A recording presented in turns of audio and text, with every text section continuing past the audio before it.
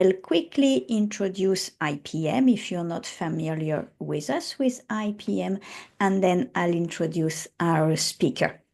So IPM offers training programs, and they are validated and recognized by top academic institutions, international professional certification bodies. This is training about project management, program management, and many subjects related to project management. IPM is accredited and is a training partner with PMI, Scrum.org, Prince2, and some more. And over the years, so it's 30 plus years of experience that IPM has in training project program managers. IPM has trained over 40,000 professionals, as certified over 6,000 project managers, and has delivered training in over 500 organizations. So this is what IPM can do for you. And just get in touch if you're interested in any certifications or any training about us. So now, what about our speaker today? So I'm very glad to introduce to you Alfonso Bucero. And Alfonso is an independent project management consultant and is also an author and speaker. He is a founder, partner, and director of Bucero PM Consulting in Spain. He also has a PhD in the field of project management. And I mentioned he was an author, and he's actually authored 11 project management books. And otherwise, he manages also projects internationally and delivers workshops, keynote speeches, and he also consults with organizations on project, program, and portfolio management worldwide. He received several distinctions from the PMI, so I'm not going to list them all. It will take the whole time, but a very, very distinguished speaker today. And I'll just finish with his motto. With Alfonso's motto is passion, persistence, and patience. And for him, every day is a good day. So at least let's make it a good hour listening to Alfonso speaking to us about influencing skills as a project manager. So it is to you, Alfonso. Just one thing, if you have any comments, any questions, put them in the chat. We'll answer all that at the end. Okay? To you, Alfonso. Thank you, Rich, and welcome everyone. It is my pleasure to be here. As she said, my motto is my 3 Ps: passion, persistence, and patience. And this is, the way in which I am trying to manage my personal life and professional life. So it's my pleasure to be today explaining to you my experiences about how to develop your influence skills as a project manager. I was blessed in terms of having the opportunity to get published a book that is called The Influential Project Manager. That is the book that is in this slide, available from Amazon. And from that book, I try to summarize in this webinar my lessons learned and experience to share, and trying to, to interact as much as possible, mainly by the end of the presentation, where I will be addressing the question. So welcome, everyone. So first of all, as an introduction, if you want to be a successful project manager and also a successful professional, or to make a positive impact on your projects, you need to become a person of influence. So influence skills are absolutely key for project success. It is demonstrated, it's not my talk, it's just demonstrated in several studies and several researchers that you need to develop your influence. And sometimes you are not conscious about that, but your success will depend on your ability to influence your team members and your stakeholders in a positive way. This is another sentence that I usually preach, is that today is a great day. and tomorrow may be better. Even you are able to influence some people or getting the buy-in from some executives or whatever. Mainly when you are starting up a project, you have the opportunity to influence everyone in the way you are, starting up the day, the way in which you are smiling or or crying or whatever, you will be for sure influencing people. So influence is something that is invisible because it's about how people think. So you can, guess that you are influencing people that probably you are not, or vice versa, right? But at least you can try. And also, in my point of view, your influence is not the same for all the people. So you will obtain different reactions from different people. I remember some years ago, the first time that I attended to Congress, professional Congress, and somebody was introducing me to, a writer, an editor, the chief editor of PMI, in this case, Project Management Institute. But the people who was introducing me was, very well known and with a good reputation in the market and in the field. So he was introducing me to the editor, and I started up my first newsletter. I was writing this newsletter during 6 years, and it was so successful, quite successful in terms of, people read it and people, gave me some feedback, because I think I consider that one of the ways that you can influence people is not only to share your knowledge, but also asking for feedback, because you are not always, in possession of the truth. So the idea is just how to get and consider some messages and some feedback from anybody else to learn. So the different stages that I consider and explain it in my book is, no influence, motivating, mentoring, and multiplying. When you have no influence, when you have no influence, it is because you are not, well known, or you are not, you know, mm, reputed, because you have been, starting in the field of project management. You don't know many people in the field, many people in your network. You don't have enough network. So the thing is that in order to pass from no influence to having some or little influence, you need to find out someone that will be introducing you or facilitating you to contact the person. In this case, the story that I was talking about before was the study from my good friend and colleague Randall England from the United States, that he was able to introduce me to the editor. And from that, I was getting published a newsletter in a monthly basis from the PMI magazine. The second part is motivating. If you are able to influence someone, you will be inspiring people. And when you are inspiring people, you are, motivating them. You are creating a positive atmosphere, a positive environment in which you are, trying to engage people, to convince people. You are there. If they need you, you will be there to serve or there to help and so on. It's motivating phase. And then when you are motivating people and you're able to influence people and to get the buy-in from anybody else and to persuade people and so on, you will be able to mentor people, because mentoring is a good stage in terms of influencing, because you have lived different experiences.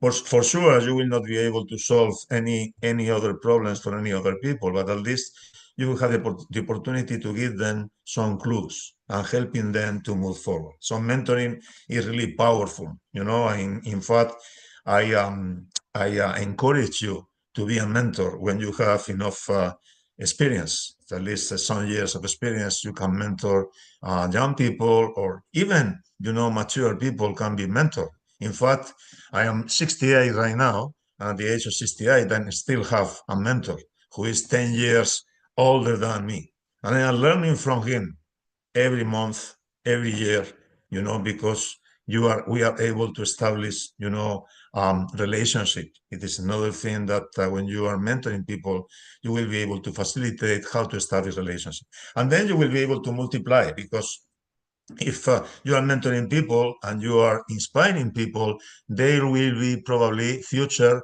better and better facilitators. So you are multiplying the effort of influence more and more. So I consider those four stages. I am not saying that there are no more stages, but they were the stages that I identified.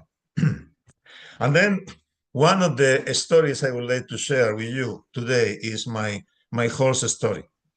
So my horse story became a little bit popular because I was telling that story over the years, probably more than 30 years ago, but it's always the same story, the story I defended.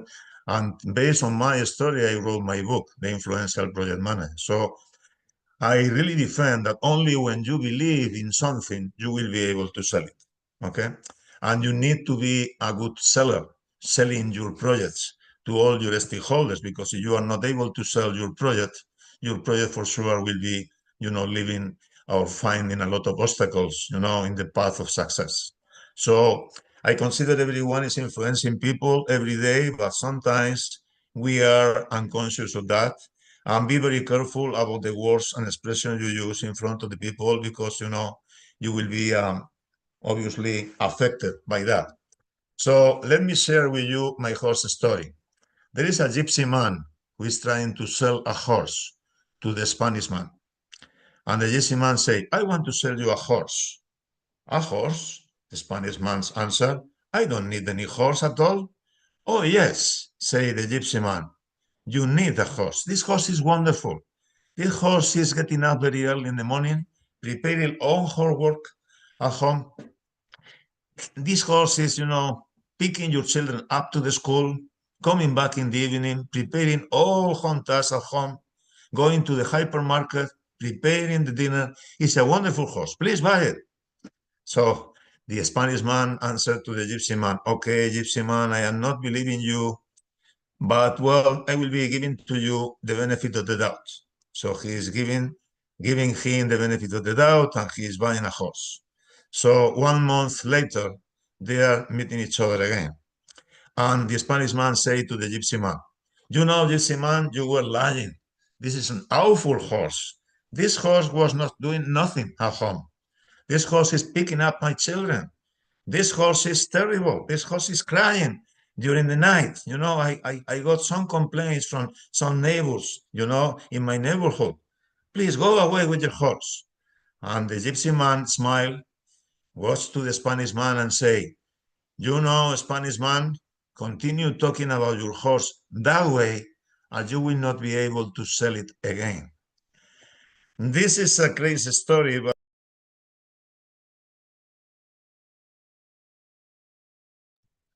this is a real a story that I am telling to different audiences. And this story is my truth, because my career is my horse, right? So you need to have a powerful horse. In order to have a powerful horse, you need to train the horse, right?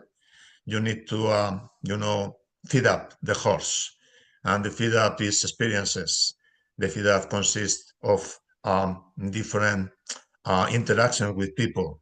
The feed up means, being trained and receive some information, reading books, and observing people. Observation, for instance, is one of the most benefit learnings that I found in my life.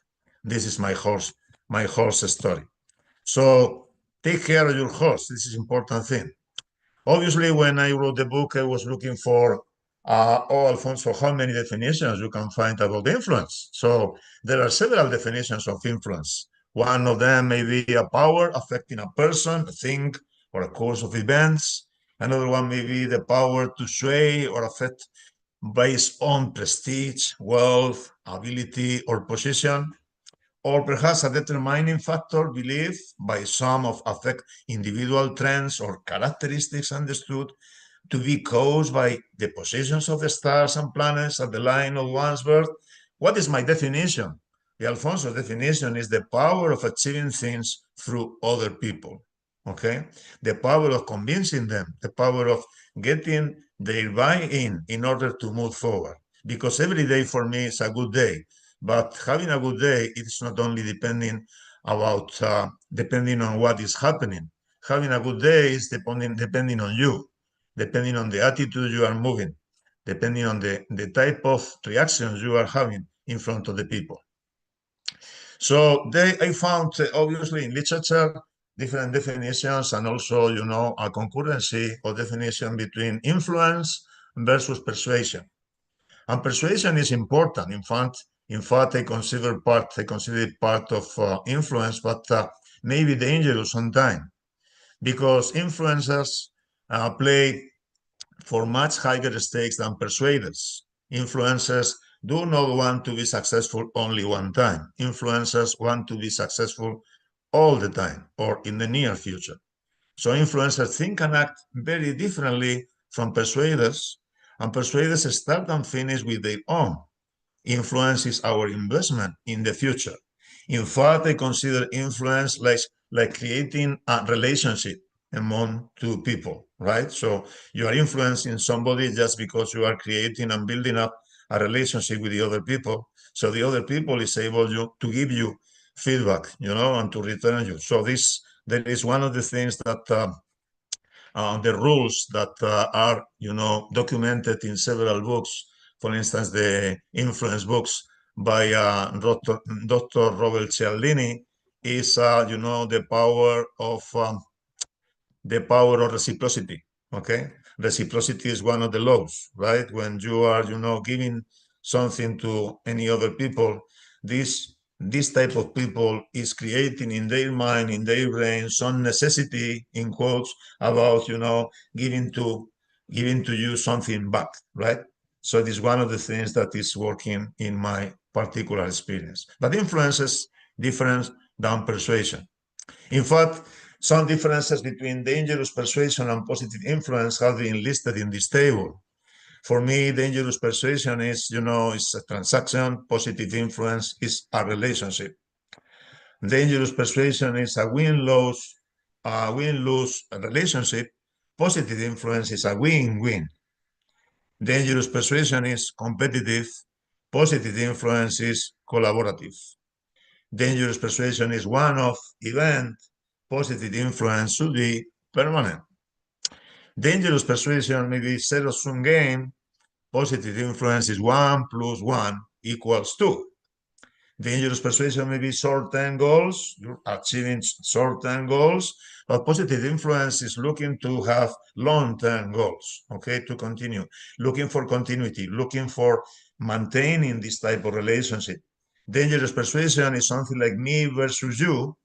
Positive influence is about we, about us, about the team. We as project manager need to be able to create a positive atmosphere.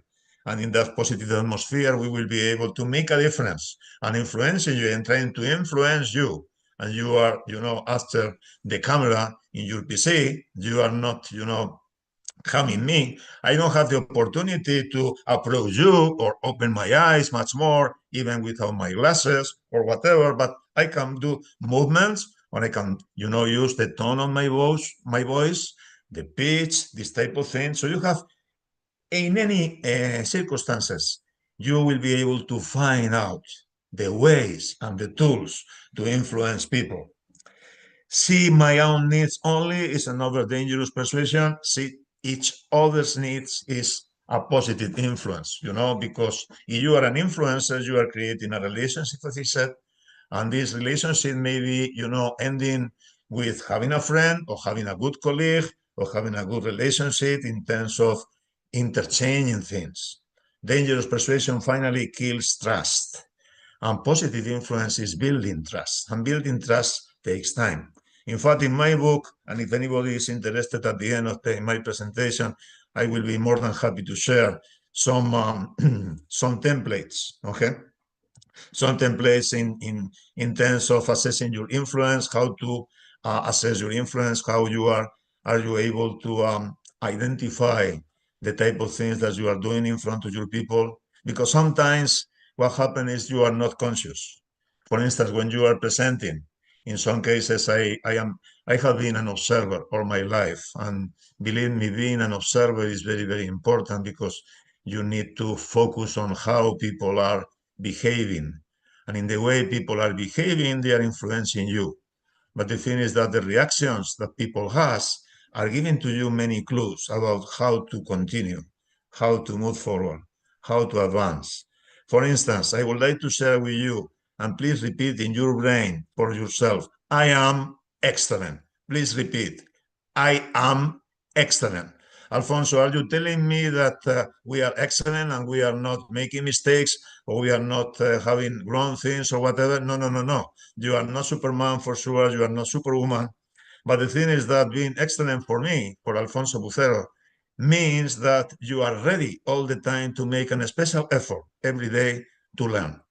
You are able to and ready to make a special effort to succeed. You are able to make a plan. You are able to execute your plan. This is the type of excellence I am looking for. So when you are using obviously some tools of persuasion, one of the things that I would like to underline here is effective persuasion. And I divide it into 4 activities. Number 1 is establish credibility, right? And in order to be credible, you need to practice authenticity and integrity. Authenticity means say what you believe. Integrity means act on what you say. So if you are telling what you think and acting on what you say, you will be able to establish and to create credibility. So the question that is coming to my mind all the time, Alfonso, do you believe that any project manager needs to be credible? Yes, of course. Any project manager needs to be credible, okay, in order to get followers. Number 2 is frame their goals. You need to make, a special frame in terms of which are your goals and having present in your mind in order to achieve it. Number 3 is reinforce their positions, right? The thing is that you need to defend your arguments, okay? You need to not only trying to convince people, but also trying to maintain the same responses and the same attitude all the time with all the people. And number 4, and not less important, is to connect emotionally. Remember, we are emotional people. We are human beings. We need to manage our emotions. In fact, in this era, the AI era, artificial intelligence era, one of the most important things, in my humble opinion, is how to manage your emotional skills, how to communicate better, how to be able to influence people. So influence is a key skills in terms of that, not only for now, but also for the future, right? Okay. The basic of influence. I try to summarize which are the basics of influence for me. So you have information, you are, feeling sensations, you are having emotions, you are having, memories, good memories, bad memories sometimes. Sometimes you are, moving to thoughts, from information and sensations through emotions to thoughts. So my first point is be ambitious. Be ambitious means that you need to set up your goals, ambitious goals. For instance, when in my small company, from time to time, we're getting engaged in um, announcing new webinars, new workshops and events. And in order to announce an event, my ambition is I am trying to visualize the event. And I am trying to visualize that event as a successful event. When you are visualizing that event as a successful event, your brain is generating automatically some type of actions to be planned and to be scheduled in order to be successful, right? And the second point is walk in the other people's shoes. For instance, you don't know what I am feeling when I am talking to people here in this webinar because you are not me. You are not in my place. And I am not what you are feeling in your places after your PC or in front of your PC, right? Because I am not here with you. But I am trying to simulate. I am trying to understand and to approach those people in the way of understanding in which context you are, in which atmosphere you are, in which organization are you working for, and things like that. So walking in other people's shoes is very, very important. And then develop commitment. Developing commitment is just a commitment is very difficult, but it's not impossible. Today is a good day, remember? So If you are committed, it is because you have clear idea about what to achieve. You believe in your idea, you are believing in your horse. So then you will be able to ride your horse, and to run with your horse and to achieve your goals, right? Develop your commitment. If you are committed to go to the gym every day for 1 hour, for sure, excuse me, for sure you need to try to go every day and achieve your goals. If you are, going to the gym only during the first month and the second month, you are, skipping some days, and not going there and so on, you are not committed. So the real commitment is absolutely important, for a project manager. And the other thing is start at the end. Start at the end in the example that I share with you regarding my events is I try to visualize a successful event. I try to visualize people, clapping at the end of the event, and being successful and being happy. Okay, Alfonso, thank you. I have this takeaway, another takeaway. Thank you for that. Thank you for sharing this type of atmosphere. This is important basis for influence. Ambition, walking on the other people's shoes, develop a commitment, and starting at the end. Be ambitious. Lack of ambition is a recipe for a quiet life in the backwaters of underachievement. I know some people that they were not able to achieve their goals. So ambitious project managers have high expectations of themselves and others. I always say, you need to walk over the steps in your life like you were wearing a crown, right? Like a king. So you are a king or a queen. You are able to achieve everything that you can, only if you believe that you can do it. So, positive attitude again. My preferred sentence today is a great day is coming up to the screen. The world has never been changed by an ambitious project managers. The mindset of ambition is focused on opportunity and on positive attitude all the time. Walk in other people's shoes. As a project manager, I'm always asking myself difficult questions. Why should this person want to talk to me? Okay? How I can, attract this type of people? How I can, appear in the mind or in the brain of these people, somebody else that I am important to talk to me? Or do I have the right to talk to these people?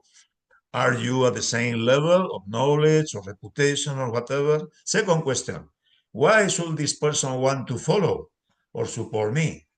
Okay, important reflection. Number three, what does he or she want? Number four, how can I find out more about this person?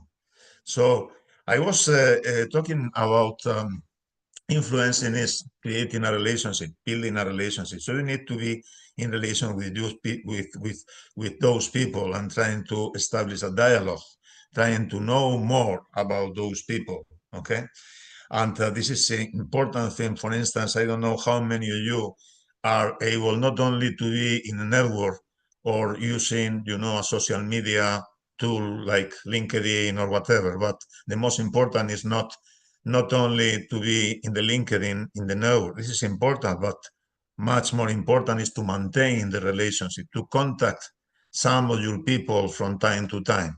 So establishing the relationship is not managing a software.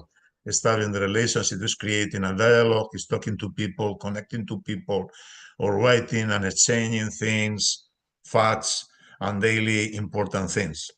What other choices do I have? Why should he or she prefer my way?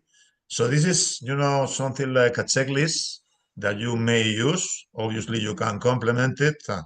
Anything that I am explaining here is absolutely, completely a wonderful thing, but it's at least try to give into you some clues about how to improve. Because remember, you are excellent, and today is still a great day. Develop commitment. Commitment mindset is central to the world of influence, not control. And the thing is that the commitment mindset builds a network of informal alliances, which enables the influencer to achieve things far beyond the dreams, right? So the commitment mindset is just that you have, to plan for your goals, This is goal 1, goal 2, goal 3. And those goals probably may have some sub goals, right? In the middle, you can establish some milestones. And at the moment you are achieving milestone by milestone or sub milestone by sub milestone, you know you will be becoming successful because you will be able to achieve more.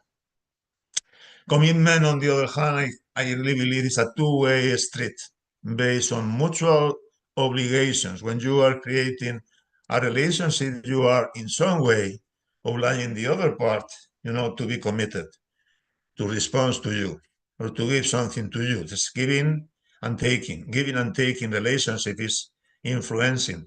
Most of the times in my particular life, personal life and professional life, I was a giver, okay, in terms of, you know, giving every time that I found, for instance, a particular tool or template that was, you know, effective for me in my job, I tried to share.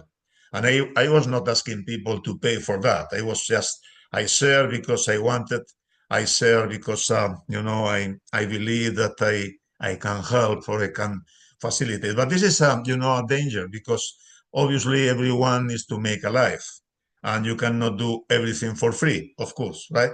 So you need to find out what is the balance, you know? But being committed is a two-way street based on mutual obligation. So building commitment, on the other hand, takes time and skill. So develop commitment is a question of, you know, measuring yourself. Okay. In fact, in my book, in my influential project manager book, there is another assessment, another template about, you know, how to assess the level of commitment you have. If you are committed, really committed, or really engaged, you know. So there is some typical sentence that probably you have read in any other documents or book or movies, that it is, you know, the hen is committed, you know, and then the pork is engaged, right? So the pork is engaged, the hen is committed. You know, this is similar metaphor about commitment. And last but not least, start at the end. So what do I mean, Alfonso, by starting at the end? Starting at the end is a mindset which consistently drives different and more effective behaviors. Number one is how do we move forward? Number one, question asked in a common day-to-day situation. Number two, you will have conflicts, and what are we arguing about? And is it worth it? You know, it is really, do you need dedicate time to that? Number three, what will we achieve in this meeting regarding meetings? Number four, project planning. What is our goal? Okay. What about presentation? What is my key message and for who? Right? So the thing is that those type of questions will be probably not solving to you any problem, but facilitating to you and creating a particular mindset about how to start at the end, right? So the thing is that you can achieve things. Think like an achiever. Think like, as I told you, you are wearing a crown in your head and you will be the champion, you will be the queen, you will be the king, you will be able to be successful. And this type of thing is just visualizing. So the power of visualization is very, very important in my particular experience. Because when you are trying, let's do an exercise. Try to close your eyes. Close your eyes and try to see yourself in a beach. So you are in a beach and you are listening, the noise of the waves, and you are noising, listening to the noise of the air and so on, and you are, riding a horse. You are riding a wild horse. The horse is wonderful, and the horse, is crying something, and you are riding the horse. Then this horse is not anymore white color. Now is turning to red color. So you are, riding a red horse. It's a wonderful horse. Please now repaint again your horse from red to white. Okay? Okay, open your eyes, please. Please ask yourself, was I able to see the different colors of the horses? You can send your responses through chat if you want. But how many of you were able to visualize the different colors of the horse? So you have some control of your ideas in your mind. It is demonstrated by psychologists and doctors in psychology about you have certain level of control in your thoughts, in your ideas, in your brain, right? So you are trying to visualize a successful end, for sure you will be able to find out different steps in the middle to move forward. This is my argument in this type of thing. Then learn how to influence and persuade. So the commitment mindset is central to the world of influence, not control. In fact, the commitment mindset builds a network of informal alliances which enables the influencer to achieve things far beyond the dreams. And I told you before, the commitment is a two-way street. Based on what, Alfonso? Based on mutual obligations. So building commitment takes time and skill, and you need to learn how to influence setting a commitment and trying to create this type of relationship and looking for alliance. Sometimes I try it, I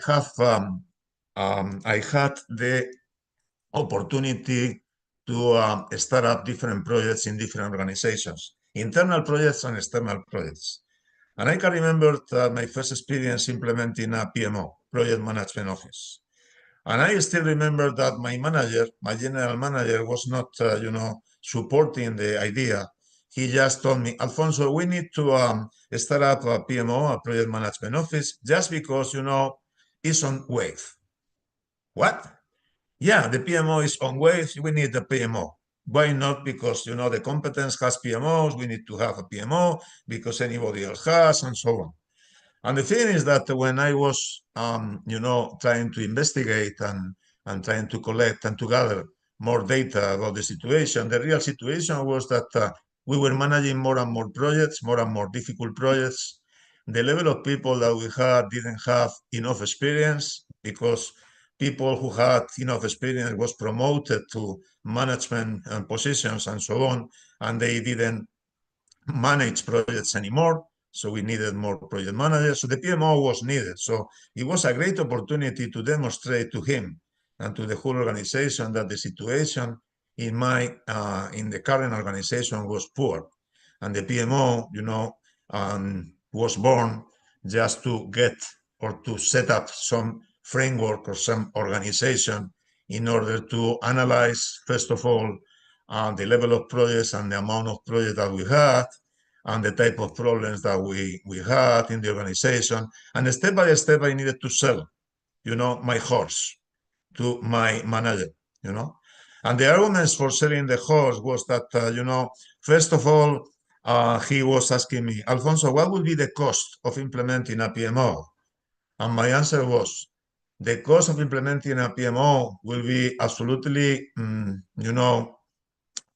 low, respecting the type of cost that will be, having your organization not implementing that one.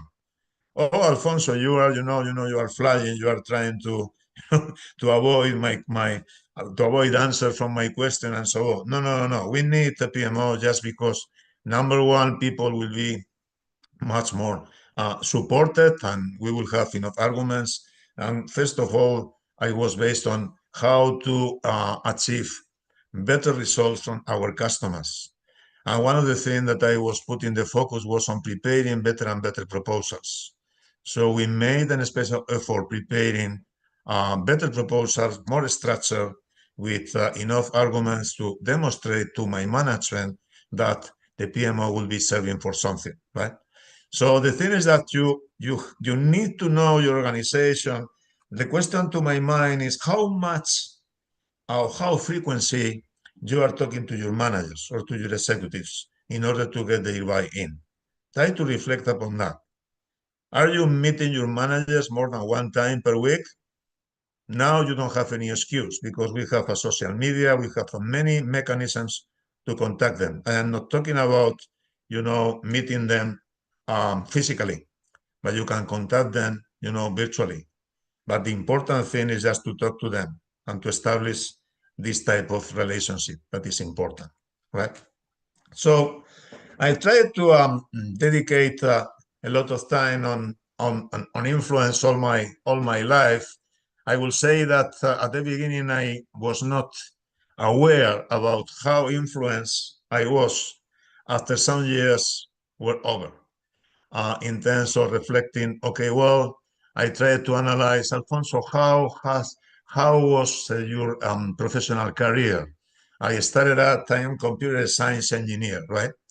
And in this computer science, as a computer science engineer, I started up as a developer, and then I was a software manager, and then I was, discovering the profession of project management. And in this type of evolution, I was analyzing who was in my path, how many people, or what different people I found in my path that were influencing me. And my first influencer was one manager, my first manager, that was meeting me every week for 20 minutes and trying to give me feedback about, Alfonso, what is the type of thing that you have been doing well this week? What type of errors did you make? And what will be the clues in order to facilitate you to move forward and to develop? It was really important in my life. It was key. I also had some managers that were really bad in terms of criticizing me, giving to me negative feedback, but not offering to me any solution. But they were influencing me negatively. But if you are focused on who, whose person was influencing you well, and this person is, what type of skills do you remember in this typical person? I can remember honesty. I can remember, or I can underline trust. I can underline openness. I can underline good listening, active listening, dialogue, and those type of things. In summary, if you want to be successful as a project manager, you need to become a person of influence. So my first recommendation to you is, please, I will be able to share with IPM my assessment about influence assessment. So I will be sending to you, Nadich, and the rest of the people, just if you want to share, you will be more than happy, because I am trying to investigate, to do a research about how influential are, in general, project managers by regions, by divisions, and so on. This is an easy questionnaire. I will be able to show you in a minute, and think like an influencer. Thinking like an influencer is my second advice. As I told you, you need to walk by the street and walk by the life and walk by your projects as wearing a crown in your head, as you were a king or you were a queen. And because we will be successful, remember that you are excellent. Number 3 is influence grows by stages. You feel that, okay, I am not a person of influence. I am scared of that. I'm very shy. I am not able to dialogue with anybody else when I am attending a congress or a meeting or a training or whatever. You can do it because you are excellent. It's a question of finding out somebody who has more experience than you, approach to him and to her and ask him or her, to help you. In the future, perhaps this person may be your mentor. Why not? But at the beginning, he will be able, as I lived that experience, to help you to move forward, to be introduced in the field that you are comfortable. Because in many occasions, you are feeling uncomfortable in your life as a project manager. And it is good, feeling uncomfortable. But you need some help. You cannot do it all the things and be successful alone. You need the support from anybody else. So influence grows by stages. Start like a small influencer, Continue like, being a mentor, and then multiply this influence, because if everybody in your team has enough level of influence, you will be a good influencer in your project and you will be achieving successful projects.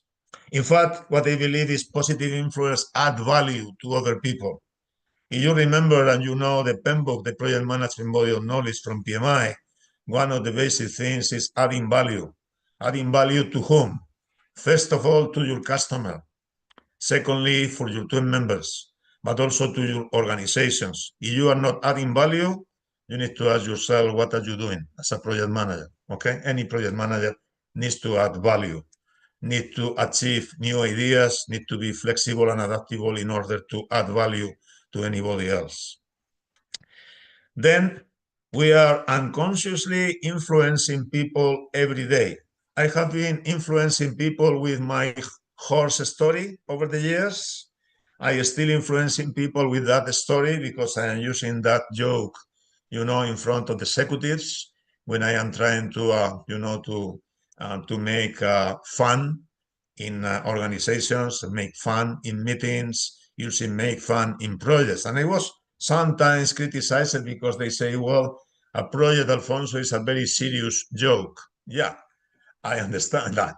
I know that it's a very serious joke, but from time to time we need to get some fun.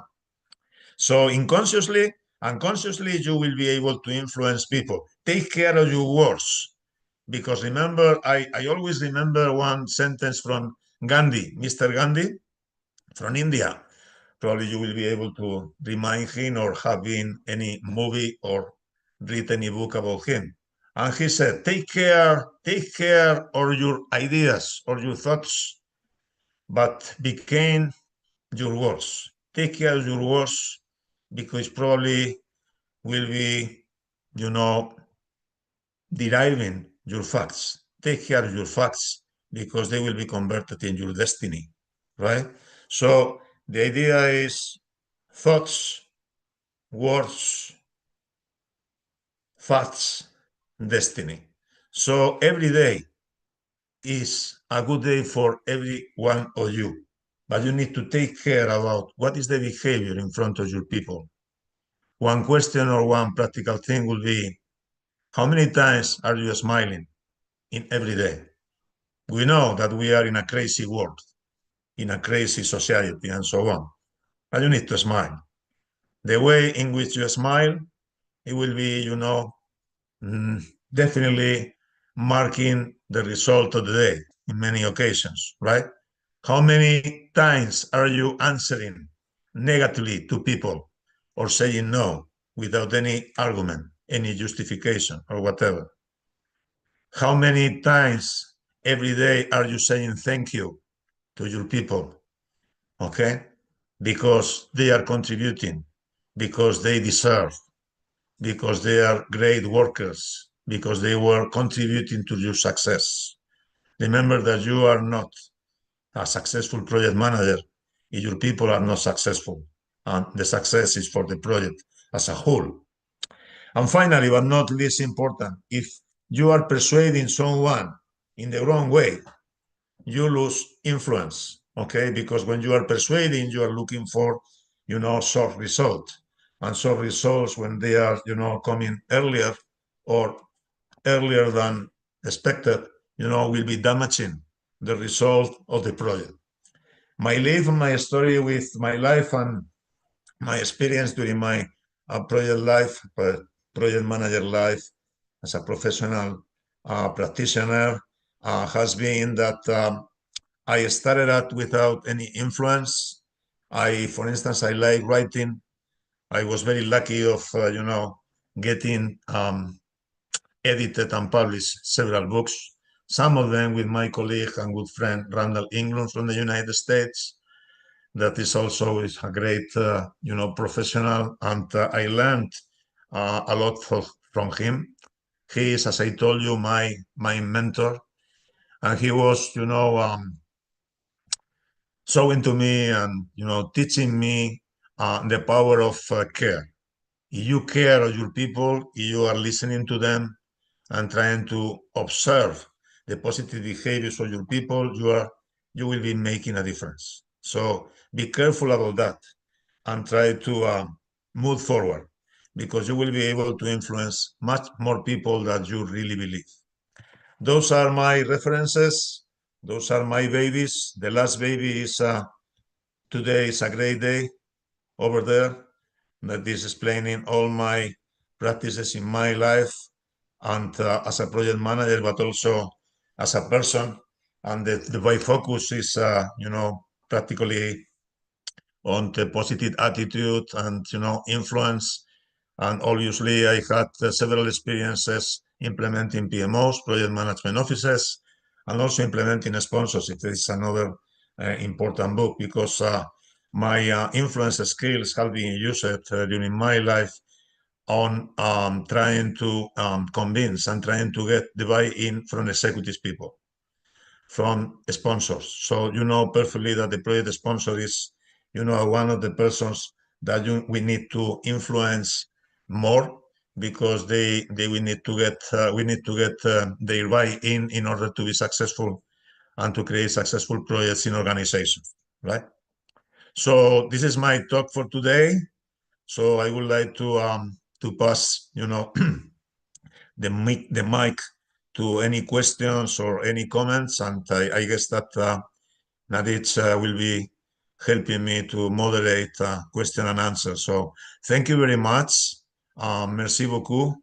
Muchas gracias. I don't know how many Dankersen, how many people are listening here, but it was a real pleasure having the opportunity to share with you my humble experience on project management after 40 years of practicing.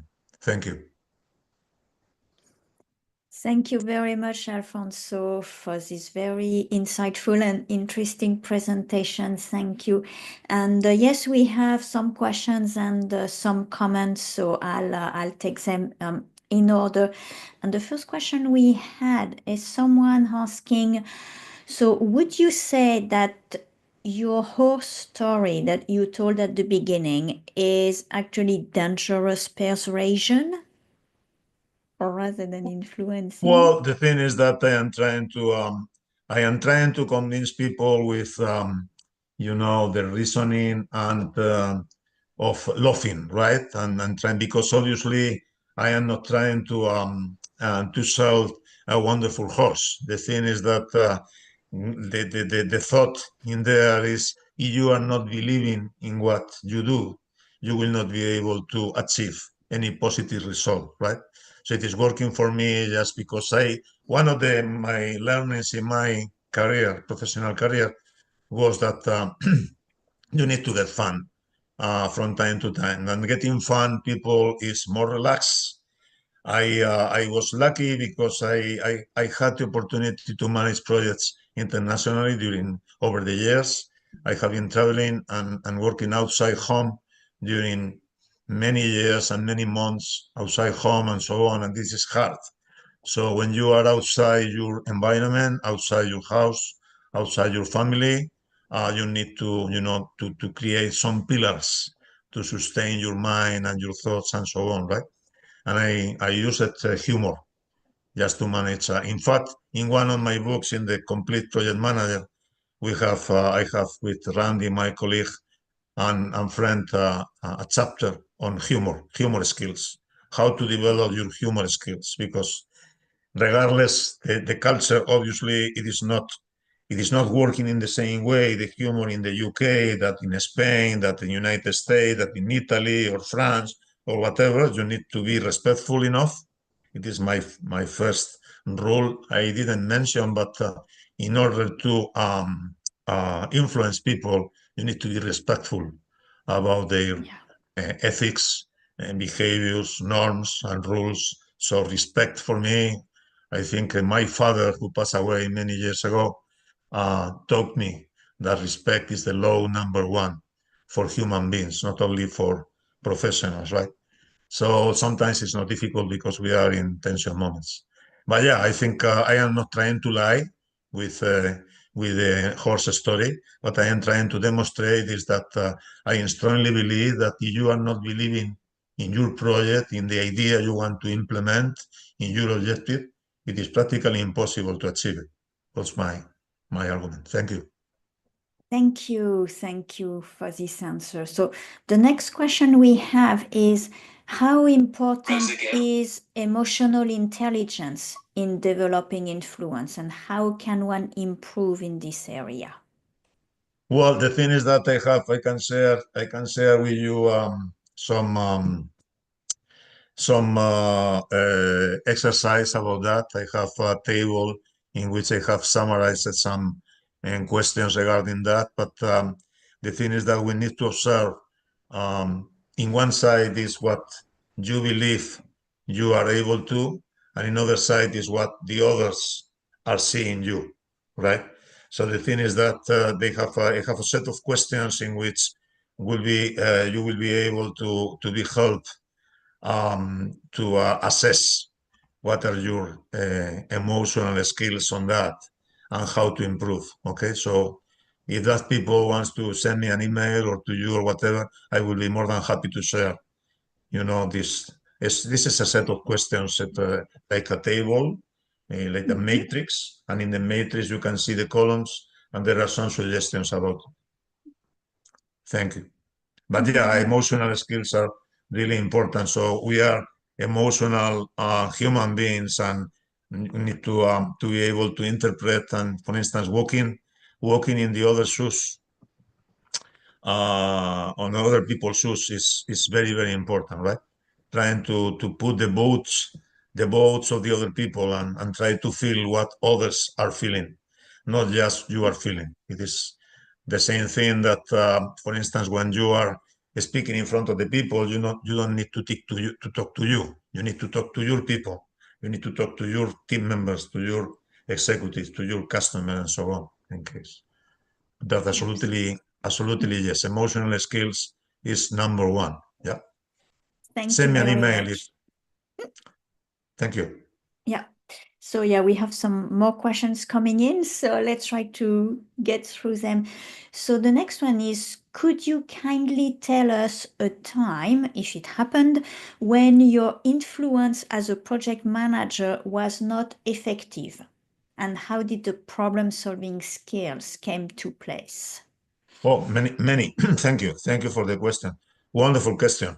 Many times I was not able to influence people because they were not consider you as at the right level. For instance, when I started to talk to executives, they were creating a barrier in front of me as a project manager in terms of, okay, well, you are managing the project and so on, but we are not, being measured, but but the same metrics that you are measured, and we are different, and things like that. When I had the opportunity to implement or to help my organization, it was a multinational organization, Hewlett Packard. In Spain, I helped the organization to implement a project sponsorship program. So I needed to train executives on that. So it is one of the things that we establish is what type of dialogue you need to have as a project manager with an executive, and what type of jargon you need to manage, what type of words are prohibited for project managers to pronounce or to be pronounced in front of executives, and vice versa. And we created a jargon, we created a vocabulary, and this type of vocabulary or dictionary, if you want, was implemented in the PMO. So the thing is that I think it's a step-by-step process. What I suggest you is just if you are not able to influence someone, try to identify who around him or her, is closer to you, and try to gain this type of thing, and try to offer something, or to give them something. For instance, one of the most powerful tools that I found as an influencer was trying to help any other people to achieve their objectives. If you are able to help someone to achieve their professional objectives or personal objectives, you are influencing that people, and these people has a debt with you. right? So this is the reciprocity. So the law of reciprocity from Dr. Cialdini, Robert Cialdini, he was explaining in his book, is working that way. Thank you very much. So I know that it's almost time, but we have a few questions. I understand if some of you want to need to leave now, but they will have the recording if it's okay with you, Alfonso. Yeah. One question is, how do you influence senior leadership when it doesn't really recognize the value of project management and when you don't have much time to spend with them because they're very busy somewhere else, obviously? I think, thank you for the question. Yes, as obviously I have lived that experience. And when I was working for Hewlett Packard, I had the opportunity to deal with that. And thanks of that situation, I am now here speaking about this subject because I learned a lot from them. So I think number one is humble, being humble and honest, right? And saying, okay, well, I am a small ant in the organization that need to walk to the ant house, right? And the ant house is the project success. So the thing is that in order to walk through this path and achieving project success, I need to use the well-known song, I want you, I need you, I love you, right? So I want you, I need you, I love you means I want you in this project because you as an executive has the power, the position and authority to make decisions. I want you because you are able to know many people in the organization and you can give the support enough from different divisions and departments in order to achieve successful projects. And I love you means I respect your idea. I respect that you don't like project management, but consider please project management as a discipline in order to illustrate about how to make decisions in the project life cycle, how to identify in the startup of the project, and how to give enough support to people because we all together will be able to achieve success. This is, I even when I implemented PMO, I created, I asked management, in fact, the upper manager, the CEO, to record 1 minute video telling to the people why the PMO was important and why project management was a discipline that needed to be used in the organization to be more successful and achieving more successful customer projects. And it was really dramatically important. It was a good influencer. You know, it was not the silly or the idiot Alfonso Bucero who was telling that project management was important or PMO was important. It was the general manager of the organization who told to their people that please follow Alfonso because Alfonso is leading this project, this initiative, and this initiative will be, returning the investment in this particular project for the organizational success. That was really key and very important in my case. Thank you. Thank you very much for this great example. And then the next question is, how do we influence overwhelming organizational politics as a project manager? Yeah, Well, a huge topic.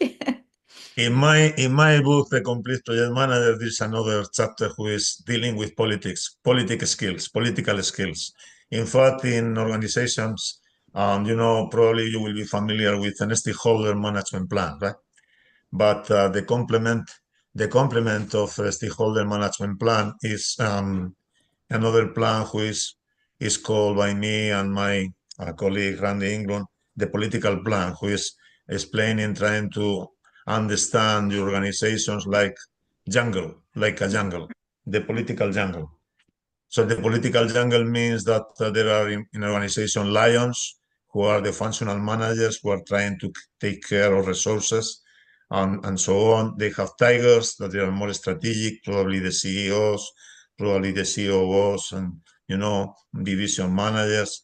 And they are bears that are the technical people, The bears are in the cave. They don't want to be bothered. They don't want to be disturbed and so on. And I am trying to identify this type of thing. So I am doing political plan. At the moment you having a political plan, you will have, not exactly a recite, a complete recite or wonderful recite, but at least you will have some clues about how to deal with the different animals in your organization. Obviously, respectfully, right? Not using names, just using animals or using icons or whatever. So I am dealing with political plans. So there is a lot of stuff in the complete project manager in the chapter of political skills. So Okay, so something thank to you. look at, and I think it's a very, Sure. very nice idea Sure. to use. Politics, absolutely sure. And it's politics are alive in any organization. We cannot avoid it. Yeah, So yeah. the thing is that there are one thing that we didn't have the opportunity to talk today. That is people who has not formal influence in the Yeah. organization or formal power. Mm. Formal power in the organization. In fact, is in the influential manager book.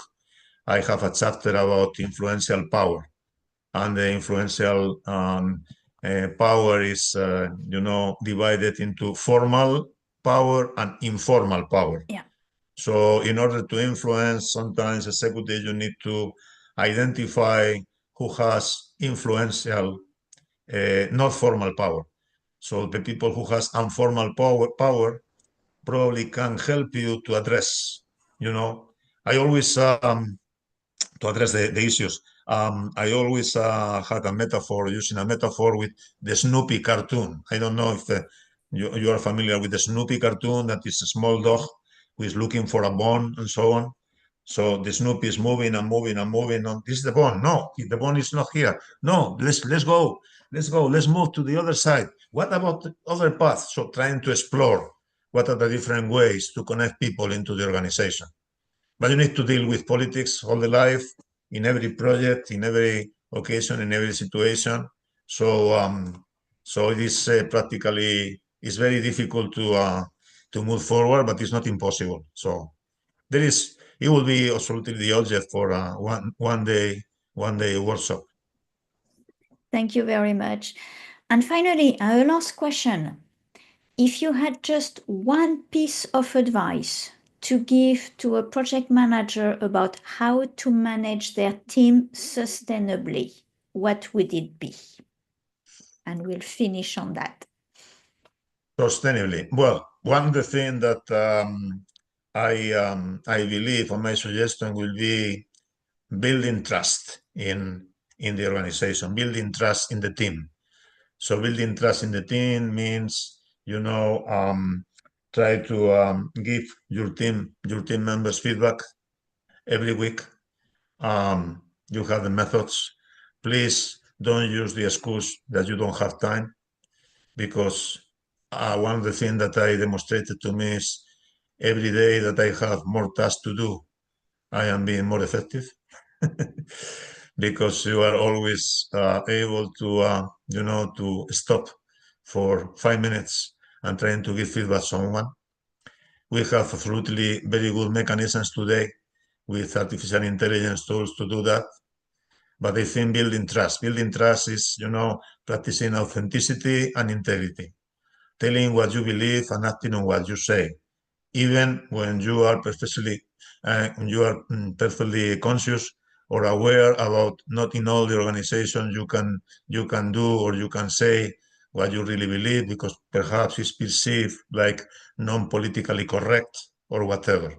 But this is my way. So my way is just to say the trust, to be trusted, to create trust in the organization means practicing authenticity, practicing integrity, and recognizing people. I think people recognition is really absolutely important. People need to be cared. You need to understand people, and understanding people is difficult, it's challenging, but it takes a lot of time. Establish dialogue with your people. Do not talk only about work.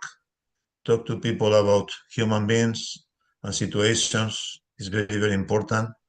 And be there, right? So be there is if every team member knows that you are there, you will be able to help, right?